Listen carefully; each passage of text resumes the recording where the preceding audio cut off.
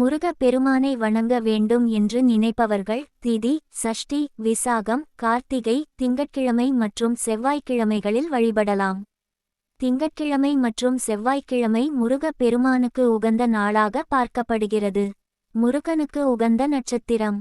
முருக பெருமானுக்கு உகந்த நட்சத்திரங்கள் 3 இருக்கின்றன. அவை விசாகம், கார்த்திகை, உத்திரம் என்பன ஆகும். இவை வைகாசி, கார்த்திகை, பங்குனி ஆகிய மாதங்களில் முழுநிலவு நாளை ஒட்டியே வரும். எனவே இந்த 3 நாட்களுமே முருகனை வழிபட உகந்த திருநாள்களாக இருக்கிறது.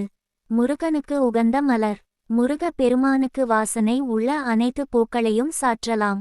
மேலும் முருகனுக்கு உகந்த பூக்களாக மல்லிகை, முல்லை, சாமந்தி, ரோஜா, சூரியகாந்தி பூ போன்ற பூக்கள் இருக்கின்றன. முருகனுக்கு உகந்த நிறம். பொதுவாக முருக பெருமானுக்கு அர்ச்சனை செய்யும் போது சிவப்பு நிறத்தில் துணியும் சிவப்பு மலர்களும் சிவப்பு நிற துவரையும் கொண்டு தான் பூஜை செய்யப்படுகிறது. எனவே முருகனுக்கு உகந்த நிறம் சிவப்பு நிறமாக பார்க்கப்படுகிறது. இழந்ததை மீட்டுத்தரும் முருகன் விரதம். வெள்ளிக்கிழமைகளில் முருகனுக்கு விரதம் இருந்து பூஜை செய்து வந்தால் நீங்கள் இழந்தது உங்களுக்கு வந்து சேரும். இழந்த பதவி, இழந்த உறவு போன்றவை உங்களுக்கு மீண்டும் கிடைக்கும். வெள்ளிக்கிழமை அன்று ஒரு வேளை மட்டும் உணவு உட்கொண்டு விரதம் இருக்க வேண்டும். அப்படி இருக்க முடியாதவர்கள் பாலும் பழமும் சாப்பிட்டு விரதம் இருக்கலாம். மாலையில் அருகில் சிவன் கோயிலுக்கு சென்று சிவபெருமானுக்கும் முருகனுக்கும் நெய் தீபம் ஏற்றி வழிபட வேண்டும்.